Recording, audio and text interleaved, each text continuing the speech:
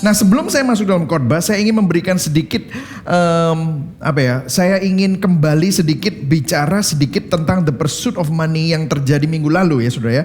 Saya mendengar bahwa begitu banyak feedback dan diskusi yang ada di ruang kelompok kecil kita di care group, dan banyak sekali pembicaraan-pembicaraan. Pastor, ini yang benar, apakah kita tuh bisa kaya di bumi dan kaya di hadapan Tuhan? Wah, aduh ya saudara ya. Pertanyaan itu menarik ya saudara ya. Jadi ada yang nanya, apakah kita bisa kaya di bumi dan kaya di surga? Nah begini saudara ya, ada sebuah pengertian yang salah.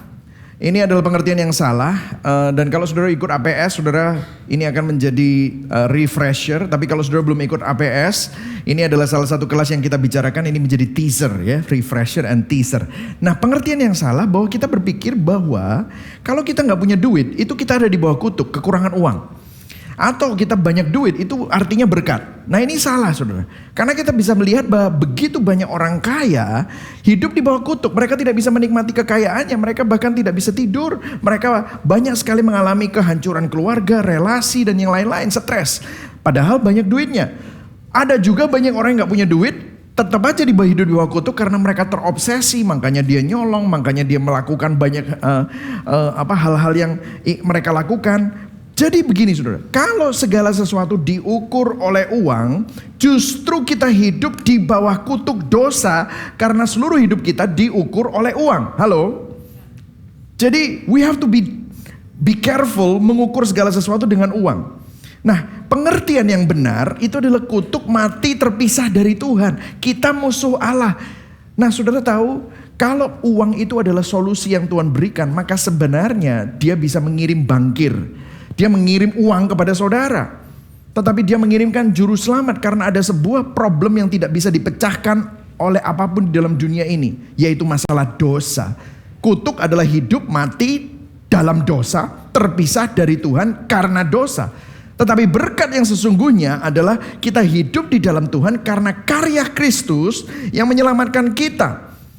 Nah, bagaimana dengan uang, pastor? Nah, balik-balik uang lagi ya kan saudara ya. Saudara gini ya, uang itu perlu dikelola memang. Ini merupakan bagian dari stewardship. Kalau Tuhan percayakan apapun yang ada, saudara bisa mendapatkan gaji UMR atau saudara bisa mendapatkan gaji 50 juta, 100 juta sebulan. Kalau tidak dikelola dengan baik, maka saudara tidak menjadi pengelola yang baik terhadap apa yang Tuhan percayakan. Nah, Alkitab tidak mengajarkan teologi kemakmuran maupun teologi kemiskinan. Teologi kemakmuran begini, kalau saudara itu pasti kaya, saudara pasti akan sangat kaya dan amat kaya. Wah, semua orang bilang amin gitu ya. Itu teologi kemakmuran. Tapi juga bukan berarti Alkitab mengajarkan teologi kemiskinan. Oh, semakin kamu gak punya duit gitu ya, wah kamu semakin holy. Gak ada itu saudara. Yang ada adalah Alkitab mengajarkan teologi kecukupan. Yang setuju katakan amin. Cukup. Lihat ini, Amsal 30 ayat 8-9. Jangan sampai aku mengucapkan kata-kata curang dan dusta, dan jangan biarkan aku miskin atau kaya. Berikanlah kepadaku apa? Hanya apa yang kuperlukan. Cukup. Katakan sama-sama cukup. Katakan pada kanan kirimu, kamu cukup gak? Ya saudara. Let me tell you. Gini saudara, kalau saudara dengan apa yang saudara diizinkan Tuhan saat ini dan gak cukup, let me tell you, mau seberapa banyak tidak akan pernah cukup. Sebab apabila aku kaya, dikatakan mungkin aku akan berkata bahwa aku tidak memerlukan Tuhan. Kalau kaya suka lupa. Jika aku miskin, mungkin aku akan mencuri sehingga aku mencemarkan namamu. Lihat 1 Timotius 6 ayat 6-8. Ini cuan besar, ini kayak gini nih. Memang ibadah itu kalau disertai dari rasa apa? Cukup, memberi cuan besar. Keuntungan besar ya kan. Sebab kita tidak membawa sesuatu apa dalam dunia dan kita tidak membawa apa-apa keluar. Ayo baca yang ke-8. Asal ada makanan dan pakaian, cukuplah. Jadi Alkitab mengajarkan teologi kecukupan. Apa yang sudah diberikan Tuhan secara cukup dalam hidupmu, kelolalah. Ya kan? Masukkan investasi, tabung, beli asuransi, sehat, budgeting, memakai semua alat yang sudah ada di dunia ini untuk membuat segala sesuatu cukup. Yang perlu dikurangi adalah lifestyle kita. Betul atau tidak saudara ya? Nah, jadi saudara, teologi kecukupan. Yesus mengajarkan teologi kecukupan. Tadi kita belajar tentang doa, katekismus. Ayo, berikanlah kepada kami hari ini makanan kami yang secukupnya. Amin, saudara. Jadi inilah yang dikatakan Alkitab mengenai uang. Pengertian yang benar adalah kita hidup di bawah kutuk karena kita mati di dalam dosa, terpisah dari Tuhan karena dosa. Tetapi berkat adalah hidup dengan Tuhan di dalam Kristus. Katakan sama-sama, di dalam Kristus. Jadi begini saudara, kecukupan Kristus itulah harta kita yang terbesar. Karena kalau ada di dalam Kristus, saudara adalah orang yang sangat kaya karena saudara cukup. Dan Kristus itu cukup buat kita. Yang setuju katakan amin. Amin. Ya, oke, kita masuk di dalam khotbah kita, the danger of Christless Christianity. Nah, kita akan baca 6 ayat ya saudara ya, 7 ayat, pengkhotbah 4 ayat 17 sampai pengkhotbah 5 ayat 6. Saya akan bacakan yang putih, saudara baca yang ungu, saudara lihat judulnya, takutlah akan Allah. Ya, saya akan mulai. Jagalah langkahmu, kalau engkau berjalan ke rumah Allah menghampiri untuk mendengar adalah lebih baik daripada mempersembahkan korban yang dilakukan oleh orang-orang bodoh, karena mereka tidak tahu bahwa mereka berbuat jahat. Ayat 1, jangan terburu-buru dengan mulutmu dan janganlah hatimu lekas-lekas mengeluarkan perkataan di hadapan Allah, karena Allah ada di surga dan engkau di bumi, oleh sebab itu biarlah perkataanmu sedikit. Ayat 2, karena sebagaimana mimpi disebabkan oleh banyak kesibukan, demikian pula percakapan bodoh disebabkan oleh banyak perkataan. Kalau engkau bernazar kepada Allah, janganlah menunda-nunda menepatinya, karena ia tidak senang dengan kepada orang-orang bodoh. Tepatilah nazarmu. Ayat 4, lebih baik engkau tidak bernazar daripada bernazar tetapi tidak menepatinya. Janganlah mulutmu membawa engkau dalam dosa. Janganlah berkata di hadapan utusan Allah bahwa engkau khilaf. Apakah perlu Allah menjadi murka atas ucapan-ucapanmu dan merusakkan pekerjaan tanganmu? Ayat 6, karena sebagaimana mimpi banyak, demikian juga perkataan sia-sia banyak. Tetapi takutlah akan Allah. Berbahagialah orang yang mendengar firman Tuhan, memelihara dalam hatinya dan melakukan dalam hidupnya. Nah saudara, saat saudara ibadah, saat saudara memberi persembahan, saat saudara berdoa, apa yang menjadi motivasi hati kita yang terdalam di saat melakukan semuanya itu? Banyak orang menjawab begini, aku ibadah pastor supaya aku diberkati, supaya aku merasa damai, supaya aku disayang Tuhan, supaya aku dituntun Tuhan, supaya aku titik-titik, fill in the blank. Itu semua kalau Anda lakukan untuk keuntungan saya, aku, kita, maka kita melakukan semua kegiatan rohani itu bukan untuk Tuhan, tetapi untuk diri sendiri, saudara. Nah, Raja Salomo mengamati keagamaan di kitab Pengkhotbah, dan dia mengamati bahwa tanpa satu hal, semua kegiatan itu sia-sia. Apa satu hal itu? Kita akan belajar. Jadi poin saya ada 3 hari ini. Yang pertama, Kristen konsumen bukan Kristen yang sesungguhnya.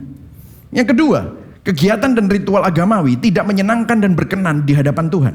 Dan yang ketiga, melalui Injil Tuhan bisa senang dan berkenan kepada kita yang berdosa. Nah, kita akan mulai poin yang pertama. Kristen konsumen bukan Kristen yang sesungguhnya. Yang siap belajar katakan yes.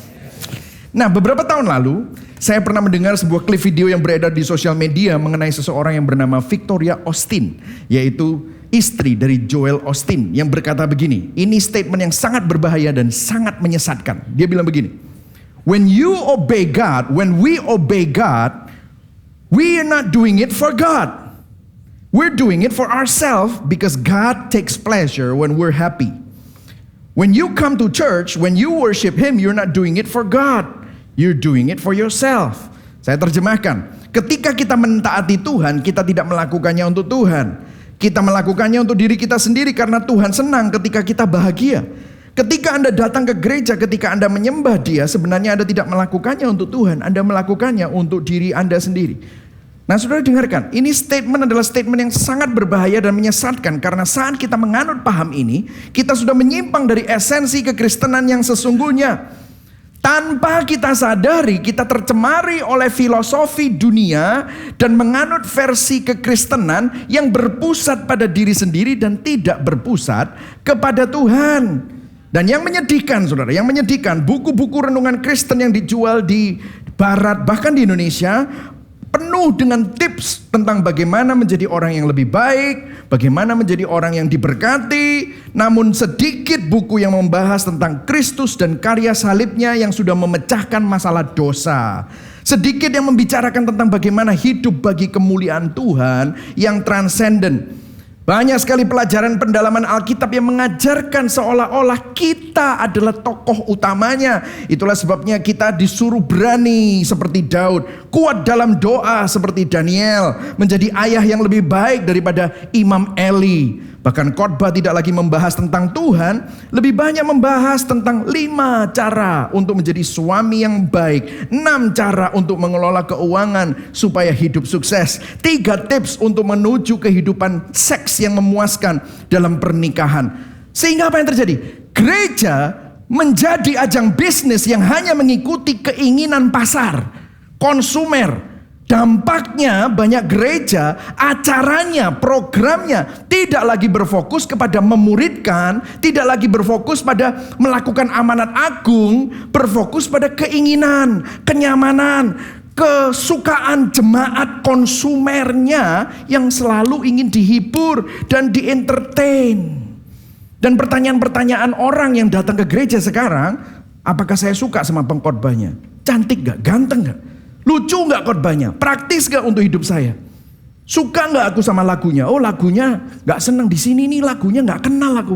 Enak kalau di sana itu lagunya bisa nyanyi terus bikin aku nangis. Lightingnya keren gak? Dingin gak? Nyaman gak tempat duduknya? WL-nya keren gak? Oh di sana banyak selegram artis. Keseluruhan ibadah bukan didesain untuk berfokus untuk menyembah Tuhan, tetapi direncanakan dan didesain untuk memuaskan dan membuat konsumernya puas dan bahagia. Para pemimpin gereja beralih kepada gimmick dan hiburan, mendapatkan konsumen baru dari gereja sebelah. The better show in town. Jadi jika segala sesuatu dari penyembahan kita adalah tentang diriku, diri kita, keinginanku, kesukaanku, keuntunganku, maka kita sebenarnya bukan menyembah Tuhan, kita menyembah berhala.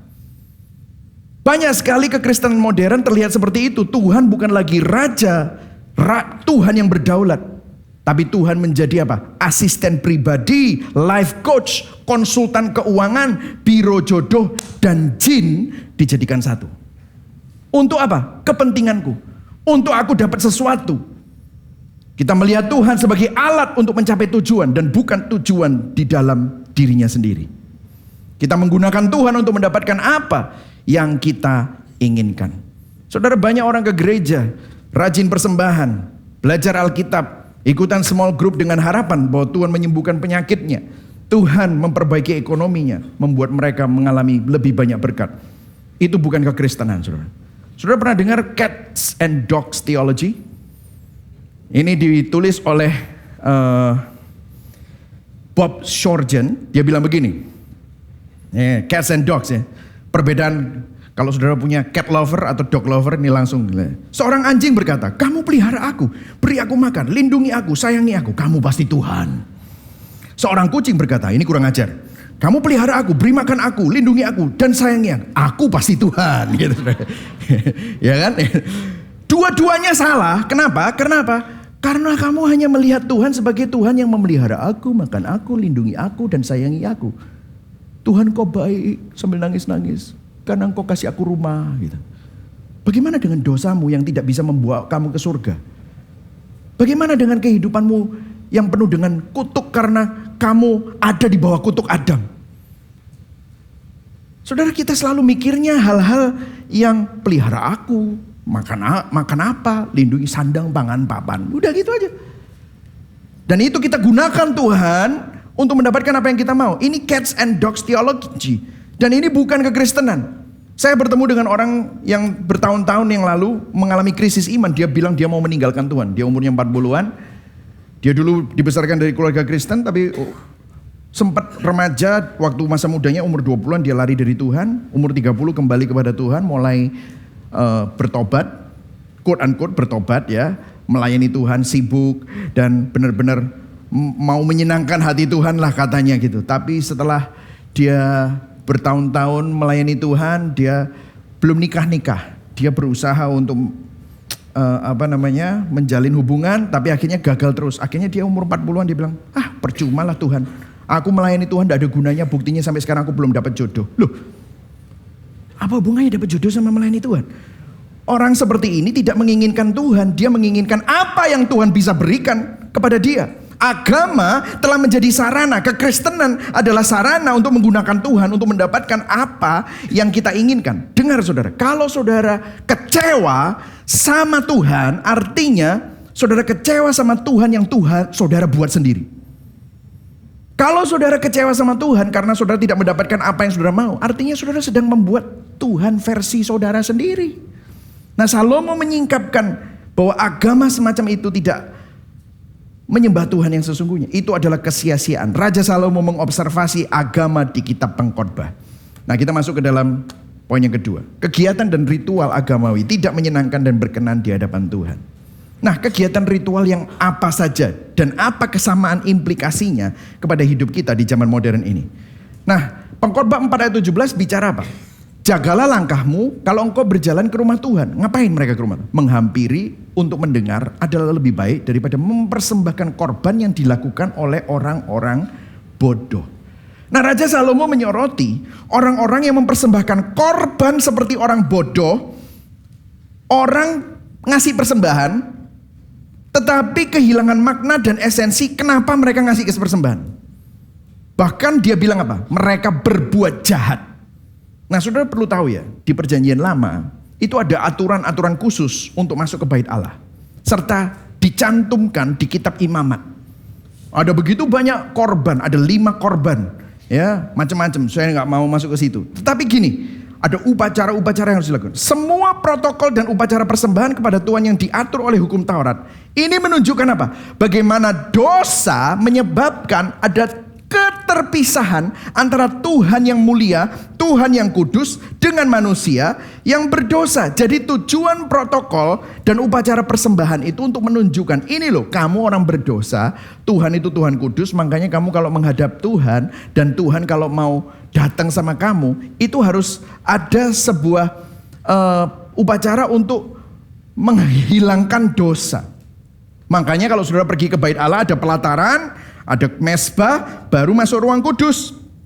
Baru kemudian masuk ke ruang maha kudus. Dan hanya imam yang boleh masuk ke ruang kudus. Dan imam besar yang boleh masuk ke ruang maha kudus. Ada tirai yang sangat tebal yang memisahkan antara ruang kudus dan ruang maha kudus. Dan tirainya itu ada bordirannya malaikat kerubim. Karena disitulah tempat di mana hadirat Allah dan tabut perjanjian Allah, di mana hadirat Allah itu bersemayam, itu ada di ruang maha kudus. Dan itu pun hanya boleh setahun sekali. Bahwa imam besar itu masuk ke sana. Dia menyembelih domba yang tidak bercacat dan tidak bercela dan harus menciprat-cipratkan darah. Dia harus berdiri di atas darah sampai berdiri di mercy seat, minta pengampunan dosa untuk seluruh bangsa. Dan itu dilakukan kalau salah protokol mati. Mengerikan sekali. Nah, apa yang dikritisi oleh Salomo? Bukan ritualnya, bukan maksudnya upacaranya ini, protokol ini, bukan. Karena Salomo mengerti bahwa ini semua untuk supaya bangsa Israel itu bisa mendekati Tuhan yang kudus. Tetapi masalahnya adalah semua ritual itu, semua upacara persembahan itu bisa berubah menjadi formalisme dan legalisme. Di mana, dengar, perhatikan ini, seorang bisa melakukan ritual untuk memanipulasi Tuhan demi mendapat berkat dan perkenanan Allah, padahal hatinya sebenarnya jauh daripada Tuhan. Jadi bisa saja gini, bangsa Israel gini, ngomongnya apa mana? Mesti kan kita berdosa, ya wis lah, bawa ayo bawa, ayo bawa. Malas aku bawa, wis terus menengos, pokoknya kamu bawa. Kita ke sana, kita nggak diberkati bro. Iya, ya wis lah, timbangannya nggak diberkati, ya wis. Ini yang dikritisi oleh Salomo. Orang-orang bodoh. Tuhan menolak dan tidak berkenan atas upacara persembahan ritual tanpa iman dan pertobatan. Coba kita kembali kepada ayat tadi. Mempersembahkan korban yang dilakukan oleh orang-orang bodoh. Coba perhatikan mengenai orang-orang bodoh. Sidney Greidanus dari buku Preaching Christ from Ecclesiastes halaman 131. Dia berkata begini. Saat hati seorang penyembah jauh dari Tuhan, maka tidak ada keyakinan atau rasa takut akan Tuhan yang menyertai ritual-ritual dan upacara tersebut. Orang bodoh percaya bahwa pengorbanan itu secara otomatis akan menghapuskan dosa mereka tanpa perlu bertobat. Aku sudah ngasih persembahan kok. Aku sudah datang ke imam. Doa no. Sudah doa no toh? Pastor doa no, cek no aku diberkati. Oh iya. Oh ini amplopnya. Oh jangan masukin ke kantong persembahan. Oke, masukin dalam nama Yesus, penglaris. Orang bodoh. Ini orang yang beribadah hanya sekedar melakukan hal tersebut karena inilah yang aku harus lakukan. Jika Anda orang Israel, orang Kristen, bentuk keagamaan tanpa esensi, substansi spiritual adalah sesuatu yang menjijikkan bagi Tuhan. Nah masalahnya banyak dari kita sering terjerumus ke dalam kebiasaan agama tanpa sadar bisa jatuh dalam melakukan manipulasi rohani. Kita melakukan hal-hal agama tapi hati kita tidak tertuju kepada Tuhan. Ada orang bisa datang minggu demi minggu, bulan demi bulan, dekade demi dekade, hatinya tidak benar-benar percaya, bertobat, hidupnya tidak mengalami perubahan, bahkan sama jahatnya dengan orang dunia, bahkan ada yang lebih jahat. Kok bisa? Karena hatinya tidak pernah bertobat, hatinya tidak pernah percaya kepada Tuhan benar-benar. Tubuhnya ada di gereja, tubuhnya melakukan ibadah, bahkan persembahan. Tetapi itu hanyalah alat untuk manipulasi, untuk mendapatkan apa yang kita mau. Sering tanpa sadar kita mengadopsi pola pikir seperti itu. Kita pikir, aku sudah ngelakuin semua. Cek. Mestinya kan Tuhan berkenan dong. Ini adalah upaya manipulasi. Dan kadang-kadang gereja tambah memperkuat adopsi ini dengan apa? Oh, ngundang artis, ngundang orang hebat. Sejak mereka berjalan dengan Yesus, hidup mereka dipulihkan, keluarga mereka dipulihkan, keuangan mereka dipulihkan. Amin. Terus kita berpikir, kalau aku kayak gitu, nanti aku akan menjadi seperti artis itu. Makanya saudara nggak pernah kan lihat artis di sini? Saudara tahu, saya banyak ditawarin. Pastor saya lagi ada di Surabaya, gini, memperkenalkan diri. Nggak ada ini kok, nggak ada tarifnya. Wah gitu.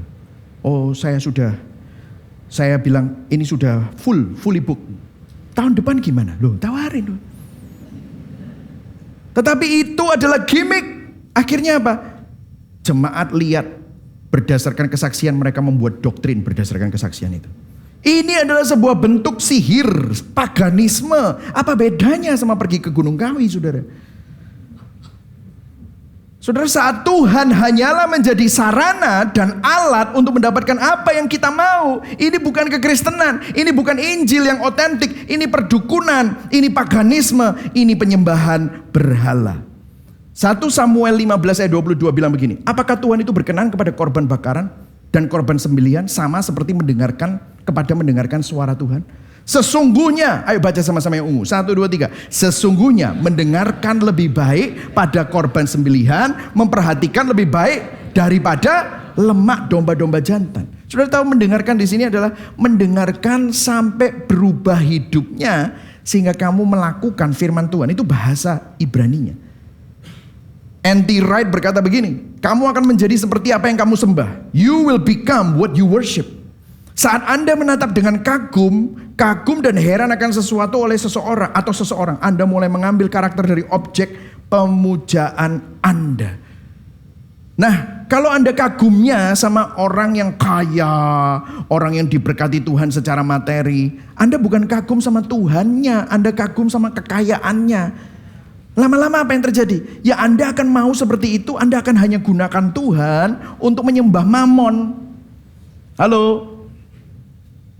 Kita sering mereduksi ibadah menjadi sekedar datang ke gereja hari Minggu dan berharap berkat materi. That's it. Padahal ibadah adalah seluruh kehidupan. No wonder hidup kita gak berubah. Hanya beragama, melakukan ritual, memberi persembahan. Dan waktu kita tidak mendapatkan apa yang kita dambakan, kita kecewa. Saya ulangi lagi, saat saudara kecewa dengan Tuhan, Tuhan itu bukan Tuhan yang sesungguhnya. Saudara sedang menyembah Tuhan buatanmu sendiri. Itu. Jadi ini adalah bicara tentang persembahan. Oke? Jadi persembahan itu tidak ada gunanya kalau saudara berusaha memberi persembahan untuk memanipulasi Tuhan. Yang kedua, jangan terburu-buru dengan mulutmu dan janganlah hatimu lekas-lekas mengeluarkan perkataan di hadapan Allah. Ini bicara doa. Nah dengarkan saudara, doa ini juga banyak saudara. Begini saudara, saya skip aja ya, kita udah baca supaya kita bisa bahas yang lainnya.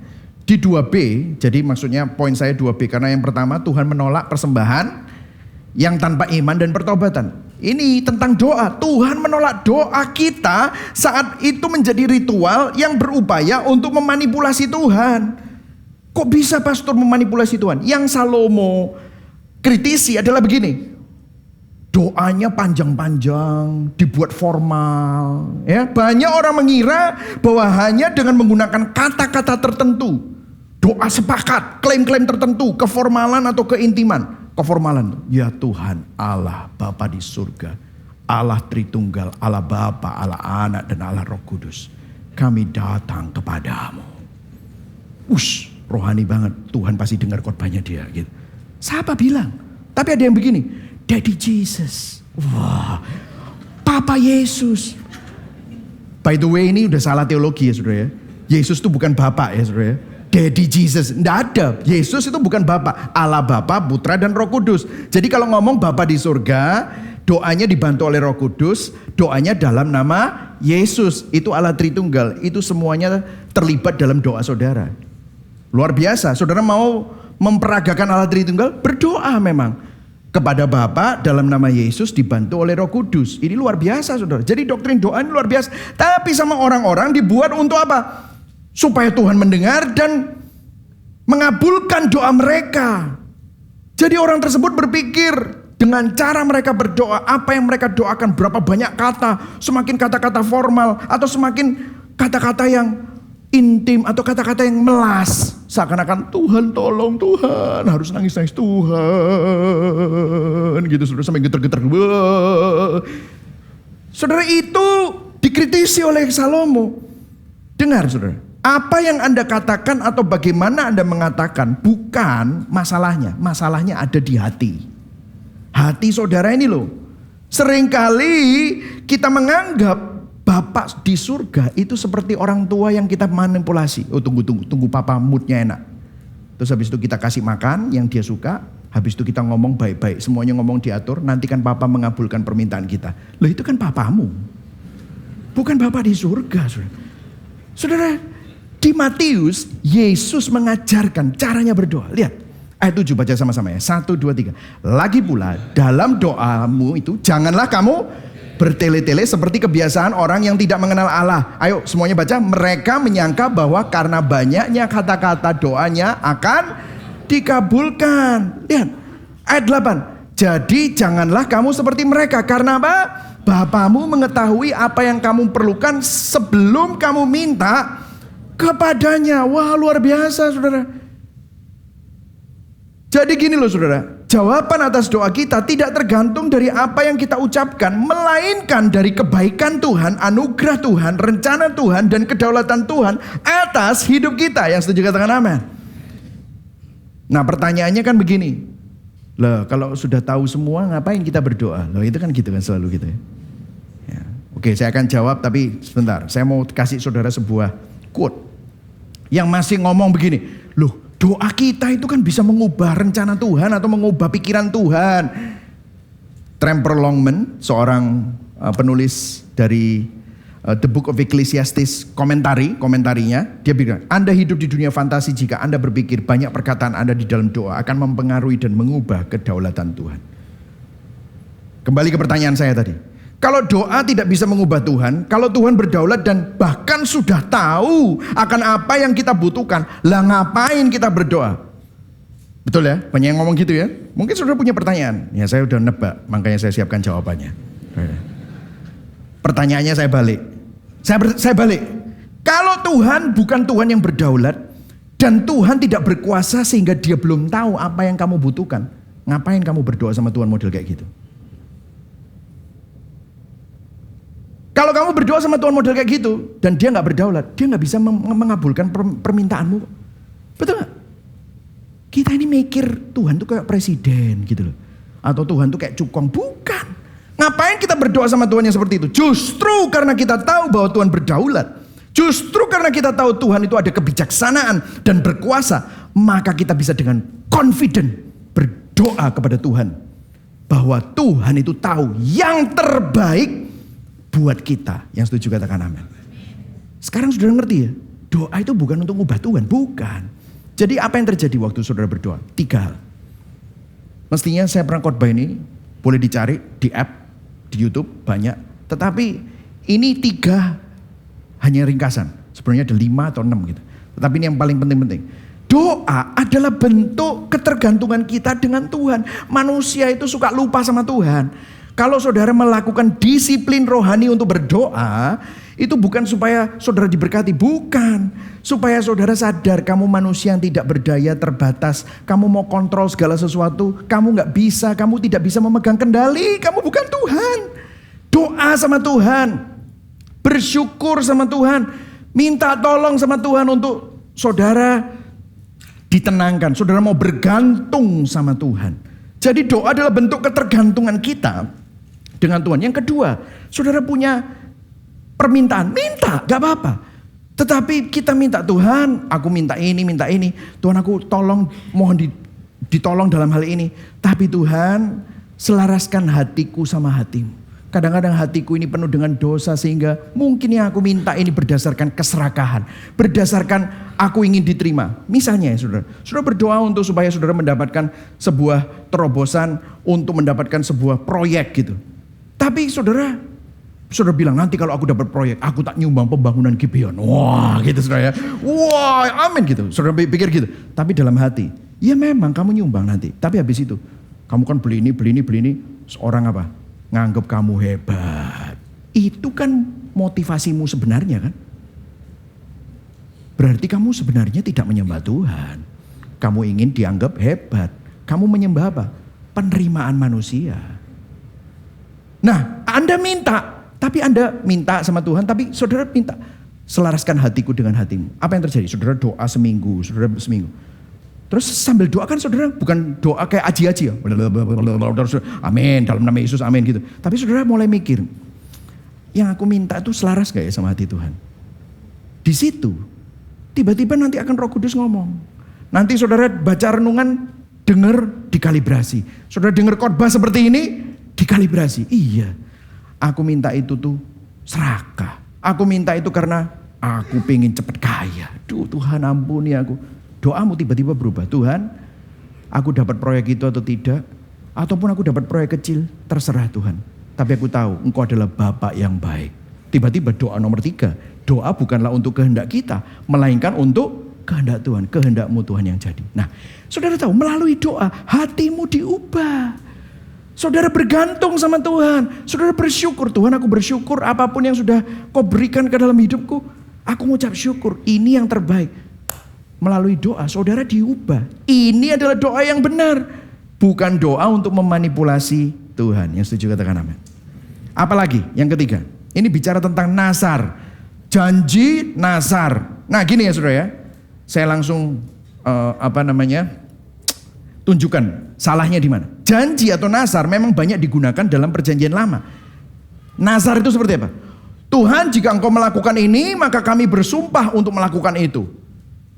Nah, bagus gak? Ya itu di perjanjian lama. Nah di perjanjian baru, seringkali saudara dan saya bisa saja seperti itu.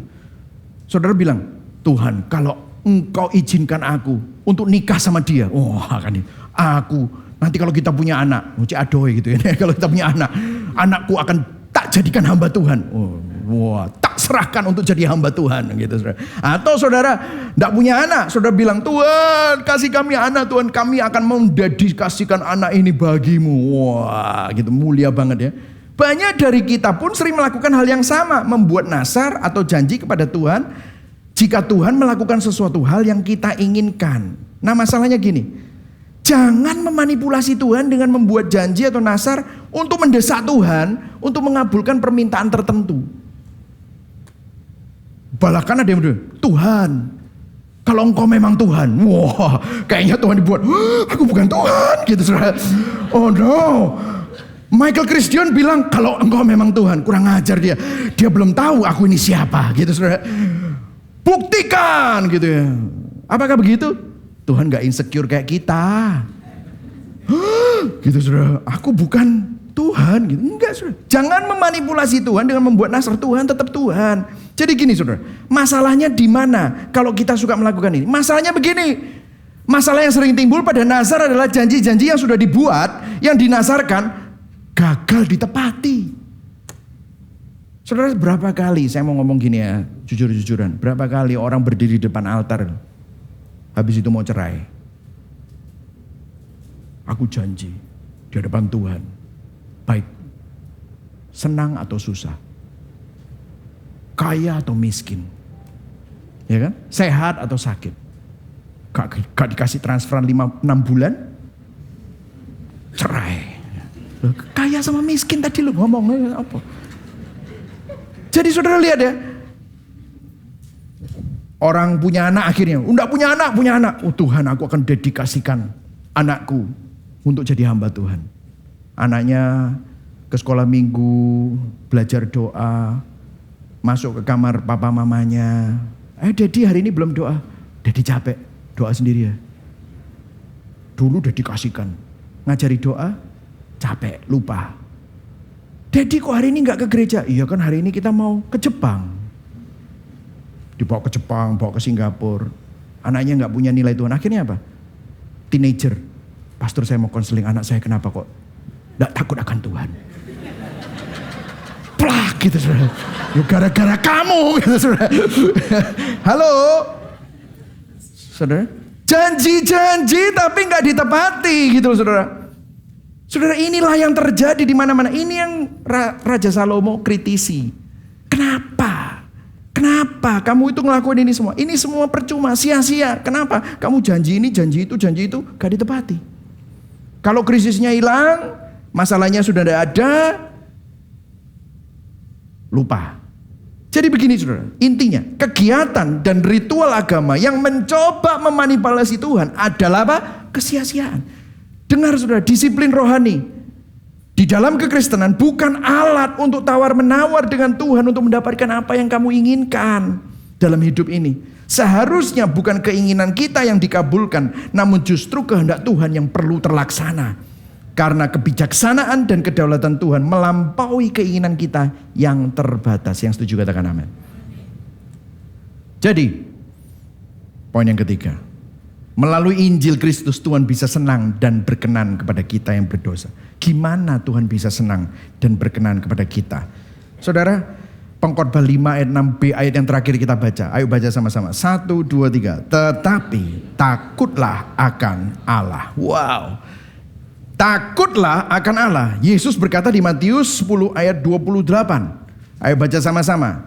1, 2, 3. Dan janganlah kamu takut kepada mereka yang dapat membunuh tubuh, tetapi tidak berkuasa membunuh jiwa. Ayo, takutlah terutama kepada Dia yang berkuasa membinasakan baik jiwa maupun tubuh di dalam neraka. Nah saudara, perhatikan.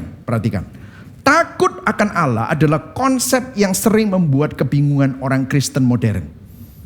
Karena begini, biasanya pengkhotbah, pengajar Alkitab membicarakan takut akan Allah di waktu yang berbeda dan terpisah dengan kata-kata di Alkitab bilang jangan takut. Ya kan? Banyak ya di Alkitab banyak jangan takut. Lah ini disuruh takut akan Allah. Bingungi si Alkitab ini. Jadi ini jangan takut. Kok aku disuruh takut? Atau kalau pas lagi khotbah jangan takut itu dibicarakan di waktu yang berbeda dan terpisah dari takut akan Tuhan. Jadi kita ini disuruh bilang jangan takut atau disuruh takut? Nah saudara, banyak orang bilang gini, gimana aku bisa tenang bahwa Tuhan senang dan berkenan jika kita disuruh takut dan terintimidasi. Nah saudara dengar, definisi takut akan Allah yang benar hanya dapat dimengerti dalam konteks Injil.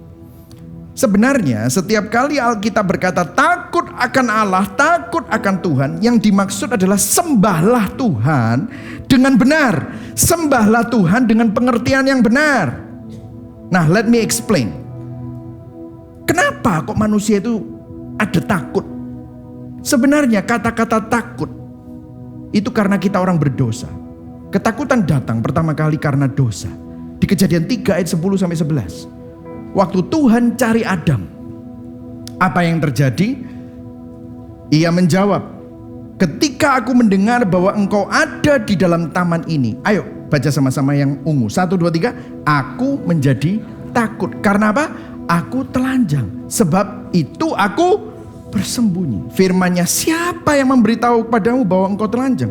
Apakah engkau makan dari buah pohon yang kularang aku makan itu? Nah, saudara melihat ya, bahwa rasa takut itu awalnya muncul karena dosa. Bahwa Adam lebih percaya pada kebohongan. Tuhan berkata, siapa yang membohongi kamu? Gitu loh, kayaknya kamu tuh kok bisa percaya tentang hal itu.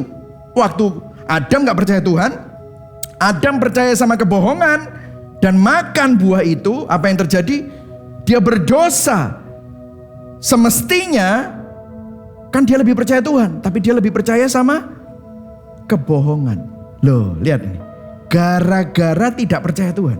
Akibatnya Adam sembunyi karena apa? Takut. Kenapa? Karena dia malu. Merasa bersalah karena dia sudah berdosa, sudah melanggar. Dan dosa itu ada konsekuensinya. Nah, dengar saudara. Kenapa dari tadi itu kita melakukan semua ritual-ritual itu untuk memanipulasi Tuhan? This is the connection. Itulah sebabnya manusia selalu berusaha untuk memanipulasi Tuhan dengan mempersembahkan ritual agamawi lewat doa-doa, lewat kata-kata yang keren, lewat so intim, dengan persembahan-persembahan untuk memanipulasi Tuhan, dengan janji-janji yang muluk-muluk tetapi tidak bisa ditepati. Untuk apa? Untuk mengurangi rasa takutnya dari hukuman, konsekuensi dari dosa. Mereka berpikir dengan melakukan hal-hal itu, mereka bisa merasa lebih confident datang kepada Tuhan. Tapi confident itu palsu. Semua ritual-ritual itu tidak bisa membuat rasa bersalahnya dan rasa takutnya hilang. Malah dikatakan oleh Raja Salomo itu sia-sia, itu percuma, itu tidak ada artinya. Karena hatimu jauh daripada Tuhan. Karena manusia mengandalkan dirinya sendiri. Manusia mengandalkan perbuatan-perbuatan ritual-ritual ini. Mengandalkan janjinya sendiri. Mengandalkan doa-doa kosong yang tidak berbasis itu. Mengandalkan persembahan-persembahan yang kosong itu. Untuk berbasis itu mendapatkan perkenanan Tuhan. Tidak ada, tidak bisa. Puji Tuhan untuk kabar baik Injil, the gospel, the good news, bahwa bukan kita yang menghampiri Tuhan, tetapi Tuhan yang menghampiri kita. Saudara tahu di kitab Kejadian, cara Tuhan untuk membuat bangsa Israel, bukan bangsa Israel, Adam dan Hawa keluar dari persembunyian adalah Tuhan menyembelih binatang, mengambil kulitnya, dikasih sebuah pakaian. Dan ini merupakan bayangan satu hari akan ada anak domba Allah yang sempurna yang akan disembelih di atas kayu salib, di mana jubah kebenarannya dilucuti, dosa kita ditumpahkan kepadanya, tetapi jubah kebenaran itu dipakaikan kepada kita. Makanya di Ibrani 10 ayat 1, judul dari Ibrani 10 ayat 1 dikatakan apa? Persembahan yang sempurna. Ini saya nggak cari-cari. Di dalam hukum Taurat hanya terdapat bayangan saja dari keselamatan yang akan datang, dan bukan hakikat dari keselamatan itu sendiri. Karena itu dengan korban yang sama yang setiap tahun terus-menerus dipersembahkan, hukum Taurat tidak mungkin menyempurnakan mereka yang datang mengambil bagian di dalamnya. Ternyata semua persembahan-persembahan yang diamati oleh Salomo itu hanya simbol. Kemudian kita lompat ayat 11. Dalam cara yang lama, setiap hari seorang imam harus berdiri di depan mezbah di rumah Tuhan dan berulang kali melakukan peraturan agama serta mempersembahkan berbagai jenis kurban yang sama sekali tidak pernah bisa menghapuskan dosa. Tetapi Kristus, Imam agung kita, imam besar kita, mempersembahkan satu korban saja yang berlaku untuk selamanya.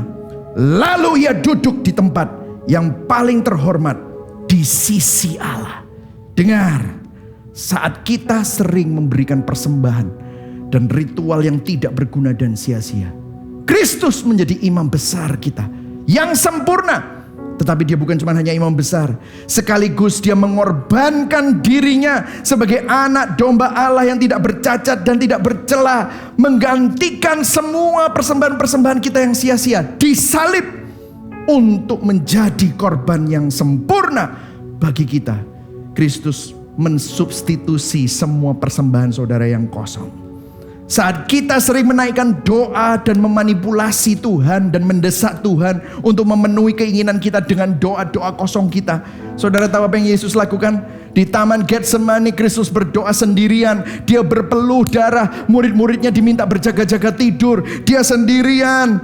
Dia berkata, bukan kehendakku, namun kehendakmu yang jadi.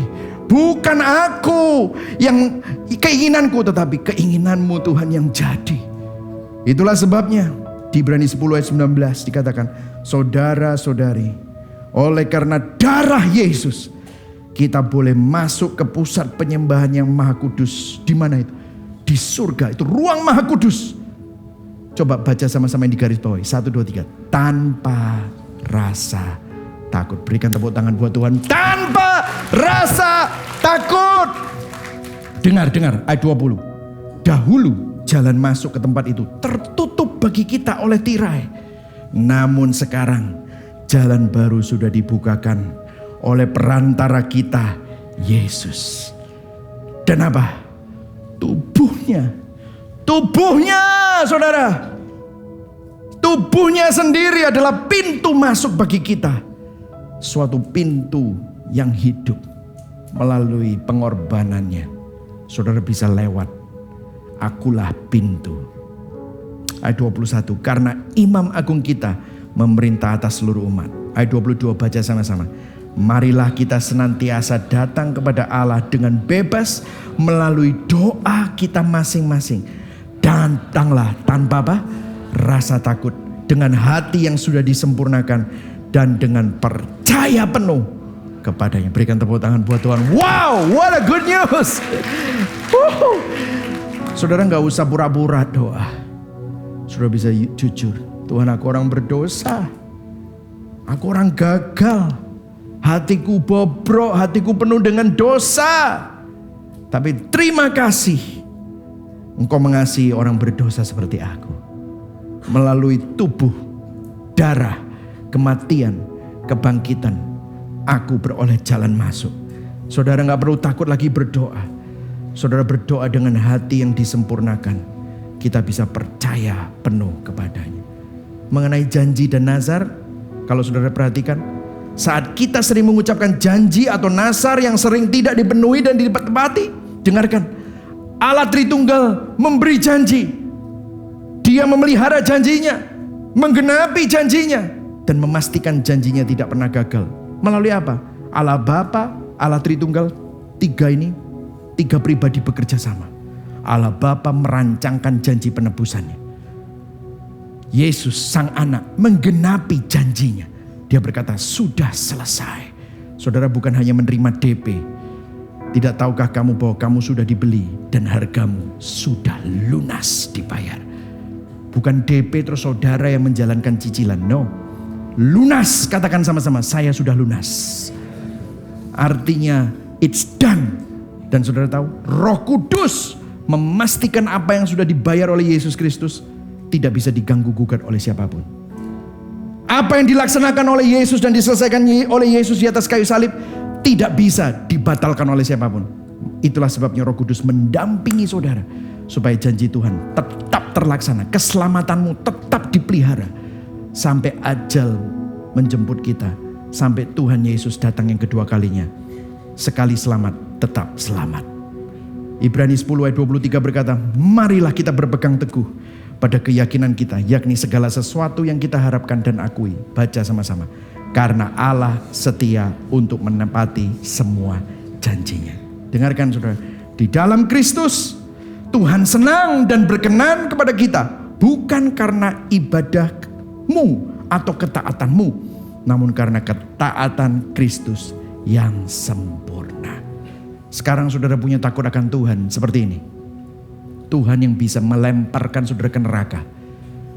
Tapi dia berkeputusan, berinisiatif untuk menggantikan persembahanmu yang sia-sia. Menggantikan doa-doamu yang kosong. Menggantikan janji-janji yang tidak bisa kamu tepati. Dengan janjinya yang ya dan amin. Dengan persembahan sempurna, yaitu dirinya sendiri. Dan dia berdoa, kalau bisa cawan ini berlalu, tapi bukan kehendakku, namun kehendakmu. Dia melakukan itu untuk saudara, menyelamatkan saudara, menjadi miliknya. Takutmu sekarang bukan takut masuk neraka, tapi saudara lihat, kagum, kok bisa raja melayani aku yang kudus, merangkul aku yang berdosa dan bobrok. Kok bisa? Hatimu dipenuhi dengan kasih, saudara bisa aman, saudara bisa datang.